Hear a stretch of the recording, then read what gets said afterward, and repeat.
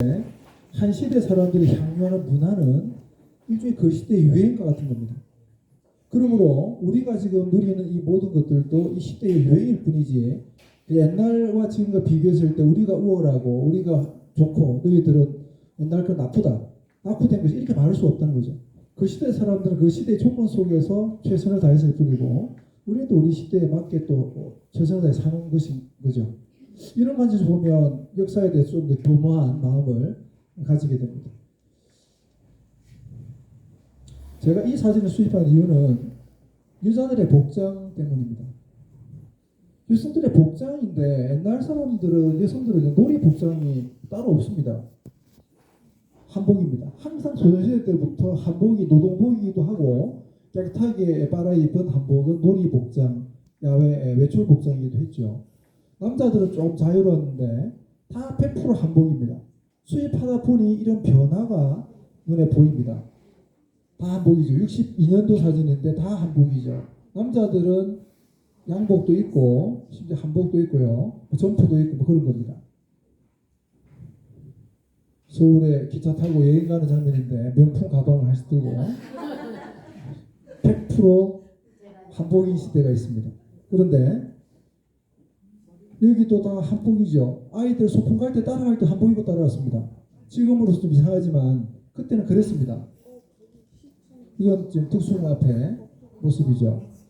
그러다가 어느 순간 변화가 나타나는데 이분이 양장을 입었죠.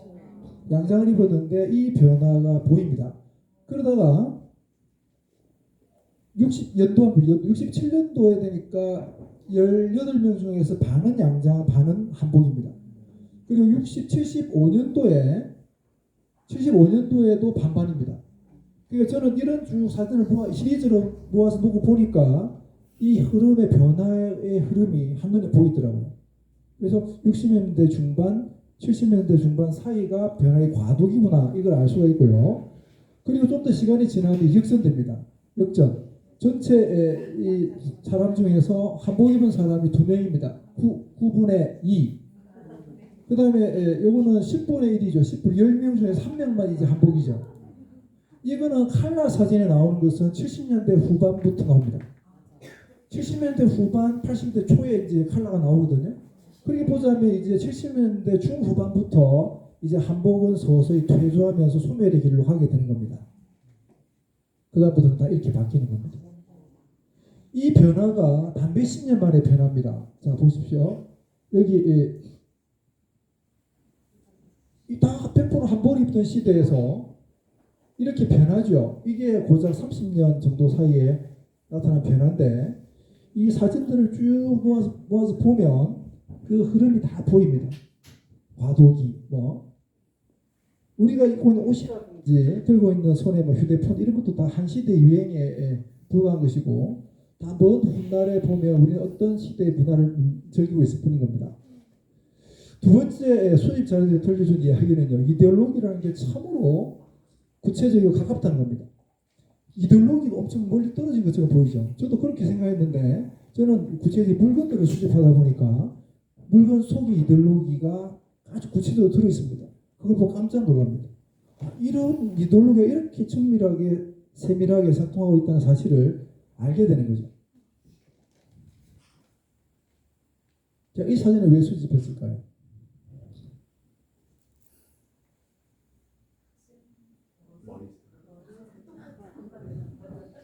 남학생, 여학생이 섞이지 않습니다. 여러분 옛날 사진을 제가 처음에 몰랐는데 쭉 보니까 한 명도 섞이지 않습니다. 이런 기념사진을 보면 6.25 이데올로기의 남녀, 7세, 부동성, 남녀 유별이죠. 그 6.25 이데올로기, 남녀 유별은 거창한 이데올로기이지만 생활 속에서 구현되는 건 매우 구체적으로 구현되는 겁니다. 6.25 이데올로기가 이렇게 구현되고 있는 겁니다. 남녀가 섞여 쓰지 않는다는 거. 언어 생활 속에 반영됩니다. 언어 생활 속에. 이걸 보시면 내법에 의한 대화라 그래가지고 이 영화의 한 장면입니다. 배용준이 전도연을 만나러 왔습니다. 직접 말을 섞지 못합니다. 왜? 남녀 유별이기 때문에. 그래서 어떻게 하죠?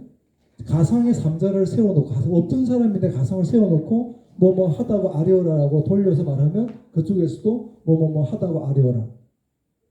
둘이서 이야기하는데 서로 돌려서 말을 하는 겁니다.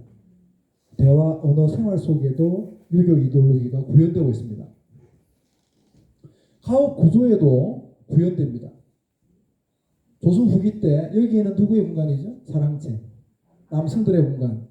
사당은 이거는 조상들의 제사 공간이니까 빼고요. 제사 공간이고 안채는 여성들의 공간입니다. 남자와 여자의 생활 공간이 완전히 분리되어 있습니다. 생활 공간 자체가 분리되어 있는 겁니다. 지금 거실에 그 가족들이 보이는 거 전혀 달리 생활 자체를 달리하는 겁니다. 가옥 구조가 이게 그 가옥이 이렇게 지어졌던 것도 이데올로기의 구현인 겁니다. 결국. 그래서 우리 처음에 기독교, 그리스도교 이런 거 들어왔을 때 예배나 미사 볼 때 가운데 커튼을 치고 했던 겁니다. 초창기 때 우리나라 교회가 몇 개 남아 있습니다. 김제 금산교회도 그렇고요. 익산에도 있습니다. 익산에도 있는데 집의 구조가 이렇게 기역자, 니역자 모양으로 되어 있습니다. 왜 그러냐면 이게 남자와 여자의 공간을 분리해버립니다. 안에 들어가면 확연히 보이는데요. 목사님이 쓴 이 자리를 기준으로 커튼을 치고 이쪽은 남자, 쪽 여자 이렇게 되기 때문에 구조가 그렇게 되는 겁니다. 저는 하우 구조에도 유교 이데올로기는 이렇게 구현되고 있는 겁니다. 그럼 다시 그림을 사진을 한번 보시죠. 여기 보시면 남학생, 여학생이 한 명도 섞이지 않습니다. 남녀 유별이죠. 이거는 그냥 내 몸이 스스로 그냥 그렇게 반응하는 겁니다. 자연스럽게. 누가 시키지도 않는데 그냥 그렇게 쓰는 겁니다. 그게 그 시대의 룰이었고 그 시대의 문화였던 것이죠. 38선이 그어집니다.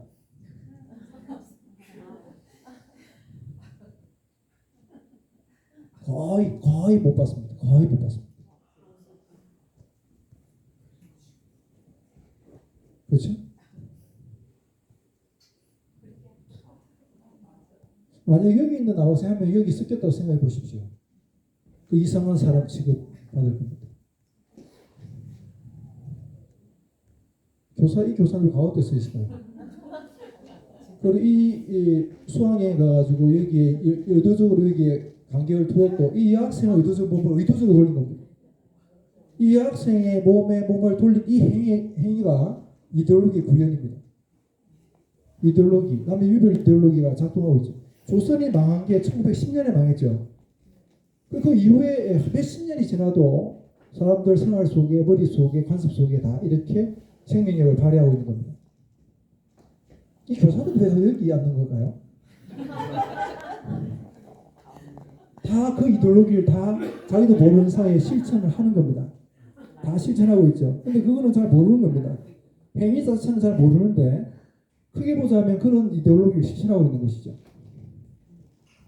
칼라 서인 나왔어요. 칼라 서인 나왔고 83년인데 83년인데도 불구하고 여기에 섞이지 않습니다. 놀랍죠.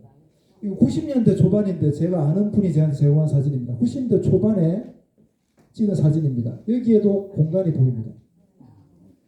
제가 90년대 후반에 저기 강서구에 있는 외고에서 담임했을 때 사진입니다. 90년대 후반에 저희 학생들이 찍은 사진인데 좀 섞입니다. 지금은 더 섞입니다. 사진 한 장 속에서 우리는 이데올로기를 확인할 수 있고요. 집의 구조라든지 대화법을 통해서 확인할 수 있습니다. 70년 국어 교과서의 표지인데요. 이거 손잡고 걸어가고 있죠. 그 책을 펼치면 이렇게 되어 있습니다. 남학생이 다 섞여 앉아 있습니다.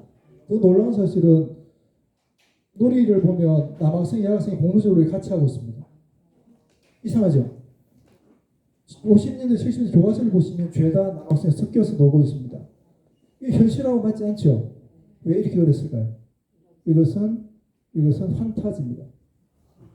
판타지입니다. 추구하는 가치, 교육 관료들은 알았겠죠. 현실은 그렇지 않습니다. 이거 보고 현실이라고 단정하면 안 됩니다. 현실은 철저하게 조선의 이데올로기가 유전히 발휘되고 있는 것이고 방향은 이렇게 제시되고 있는 겁니다. 그런 거를 이해하셔야 되고요. 이제 남녀 유별의 예를 들어서 이데올로기가 얼마나 구체적으로 발현되는지를 남녀 사진을 통해서 이해했고요. 반공 이데올로기 이야기를 좀 반공 이데올로기 보시죠. 체육 운동의 모습인데 제가 이걸 수집한 이유가 이것 때문에 수집한 겁니다. 그럼 천군 백군인데 우리 어릴 때부터 운동했죠. 천군 이겨라 백군 이겨라.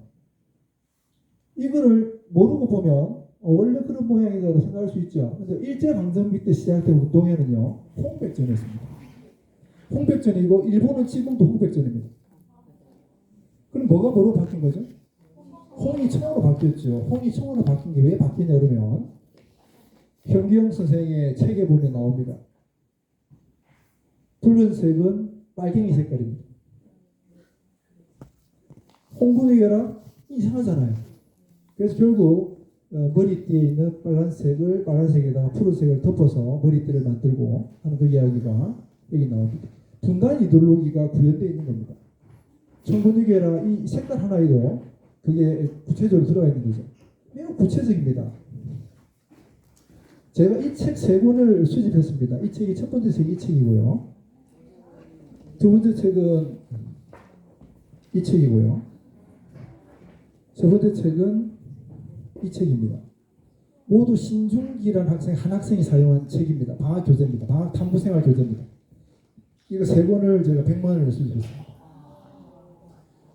제가 100만 원의 돈을 수집한 이유가 뭐냐면 여기에 매우 미묘한 분단의 과정, 분단 이데올로기가 매우 구체적으로 구현되고 있습니다. 보십시오. 그 앞에 또 48 여름방, 49 겨울방 이 두 개를 먼저 비교하고 이 뒤를 뒤에 볼 겁니다. 여기서 무슨 변화있냐면 어디서 편찬했죠? 대한교육연합회죠. 여기는 표지 없죠. 표지 없는데 뒷면에 보니까 조선교육연합회죠. 조선교육연합회가 갑자기 대한교육연합회로 48년 여름방학에서 48년 겨울방학 사이에 싹 바뀌었습니다. 왜 이 사이에 무슨 일이 있을까요? 48년 여름방학과 겨울방학 사이에 두 개의 분단 정부가 수립됩니다. 이렇게요. 그러면 이쪽에는 대한민국이 들었었고 여기는 조선 민주주의인민공화국이 들었었는데 이 대한민국을 두 자로 줄이면 뭐가 되죠? 두 자로 줄이면요. 대한 또는 한국이죠. 대한, 한국이 되고 이걸 두 자로 줄이면 뭐가 되죠? 조선이 되는 거죠. 그럼 남쪽에서는 조선은 이제 퇴출, 금기시되고 북쪽에서는 대한과 한국이라는 말을 쓸 수가 없습니다. 서로 배척하고 멀리하게 되는 겁니다. 보십시오. 이렇기 때문에 북쪽에서는 다 조선입니다. 자기들을 조선 이렇게 이야기하고 남쪽에서는 대한, 한국이라고 말을 하니까 지금까지 써왔던 조선, 보십시오. 말이 창식이 임명되는 겁니다. 조선해협, 대한해협, 남한에서 조선교육연합회, 대한교육연합회, 조선옷, 한복, 조선음식, 한식 다 바뀐단 말이죠. 자, 49년 조선어학회가 뭐로 바뀌었죠? 한글학회. 조선말 큰 사전이 그냥 큰 사전 또는 우리말 큰 사전 이런 식으로 바뀌게 됩니다. 조선은행이 뭐로 바뀌죠? 한국은행으로 바뀝니다. 조선은행, 한국은행. 최남선이 쓴 책인데 최남선이 46년도 쓴 책이 수전 독립운동사인데 똑같은 책인데 50년 재판될 때 뭐로 바뀌었죠? 대한독립운동사로 바뀌었습니다. 제가 이 책을 최근에 2개를 다 수집했는데요. 미묘한 변화가 여기 분단의 그 과정이 반영되어 있는 겁니다. 그리고 조선 우표가 대한민국 우표로 바뀌게 되는데 이게 조선 우표의 마지막이고 대한민국 우표의 최초의 우표입니다. 이게 그 변화를 잘 보여주고 있습니다. 그리고 아주 재미있는 내용인데요.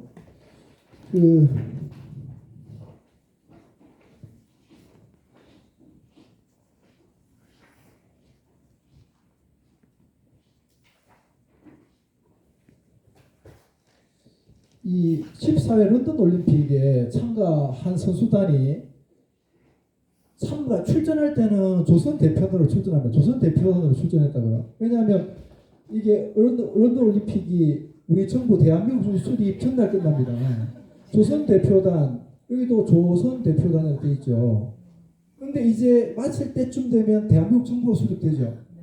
그래서 그 마칠 때쯤에 우리 선수단의 성적이 신문에 보도되기 시작하는데 여기 보시면 올림픽 순위로 되어 있죠. 한국이 4위로 되어 있죠. 조선 대표도로 갔는데 마칠 때쯤에 한국 배디 이런 식으로 이제 나오게 되는 겁니다. 재밌는 내용입니다. 헬렌 켈러가 48년 10월달에 한국에 왔습니다. 지금까지는 조선에 왔다고 해서 내조란 표현을 쭉 써왔는데 갑자기 내한이라는 말이 쓰이기 시작하는 거죠. 기사도 혼란스러웠는지 똑같은 하나의 기사 속에서 내 한이 내조가 둘 혼란스러운 과도기의 모습을 잘 보여주고 있습니다. 신중기 학생이 사용한 책입니다. 신중기 학생이 쓴 책에도 그때 조선이라는 말이 쓰이고 있습니다. 보십시오. 조선. 다음 그림은 남양의 토인, 미국 사람, 조선 사람의 얼굴이다. 각각 어떤 것인지 알아보아라. 조선 사람. 48년 여름방학이니까 아직 정부 수립되기 전에 나온 마지막 책이죠. 조선 사람의 말을 쓰고 있다. 조선 사람. 또 신중기 이 책의 다른 페이지입니다. 무슨 반도죠? 조선반도라는 말, 한반도 대신 조선반도를 쓰고 있잖아요. 근데 여기에 보리 우리나라에서 나고, 벼 우리나라에서 나고, 밀 미국에서 나고, 옥수수 조선에서 납니다. 조선이라는 말을 아직 쓰고 있는데 이 미묘한 변화가 감지됩니다. 왜냐하면 여기 보면 낙서로 대한민국이다라고 써놨습니다. 앞으로 대한민국이라는 말을 써야 되는 모양이다라고 들었던 모양입니다. 낙서로 대한민국이다라고 써놨습니다. 변화의 과도기를 확인할 수 있습니다. 제가 이 과정에서 모든 이 조선은 다 퇴출당하고 대한과 한국으로 다 바뀝니다. 살아남은 것들이 거의 없습니다. 살아남은 것을 제가 찾아봤더니 고유 명사가 일부 살아남았습니다. 조선대학교, 조선호텔, 조선일보. 보통 명사로 살아남은 것은요, 제가 파악하기는 하나밖에 없습니다. 보통 명사로 살아남은 조선이 뭐가 있을까요? 제가 발견한 이거 유일합니다. 보통 명사로서. 한식간장이라는 말도 쓰는데 조선간장이라는 말 더 많이 쓰죠. 매우 희귀한 케이스입니다. 희귀한 케이스죠. 그리고 최근에 만들어진 신조어 중에서도 특이하게 조선을 단 게 하나 있습니다. 이것도 특이한 주어인데요. 헬 한국이나 헬 대한이 아니고 헬 조선이라는 말 쓴 것 나름 의미가 있겠죠. 이것도 특이한 신조어입니다. 근데 더 흥미로운 사실은 현재 이 분단 이데올로기 속에서 조선이 멀어지고 한국이나 대한을 쓴단 말이죠. 옛날 역사에 소급됩니다. 옛날 역사에 소급 적용되는데 여러분 3.1운동 때 무슨 구호를 외쳤을까요? 조선 독립 만세를 훨씬 더 많이 외쳤습니다. 대한 독립 만세를 외치는 사람도 있습니다. 왜냐하면 잘 보시면 조선이 518년이고요. 대한제국 줄이면 한국이죠. 한국 13년밖에 안 됩니다. 13년밖에 안 되는데 그래서 우리가 3.1운동이 이때 일어났죠. 그래서 대한 독립 만세 외치는 사람이 이 대한입니다. 이 대한. 대부분은 조선 독립 만세를 더 많이 외쳤다고요. 안중근 이 파이틀 깨졌는데 안중근 의사가 자기를 대한국인 안중근 대한 독립이라는 말을 쓰실 때 대한은 대한민국이 아닙니다. 대한제국 나는 대한제국인 대한국인 그런 뜻이라고요. 안중근 의사가 대한국인 대한독립 이런 말을 썼기 때문에 실제보다 더 리스펙트 되는 겁니다. 조선 독립이라 썼다.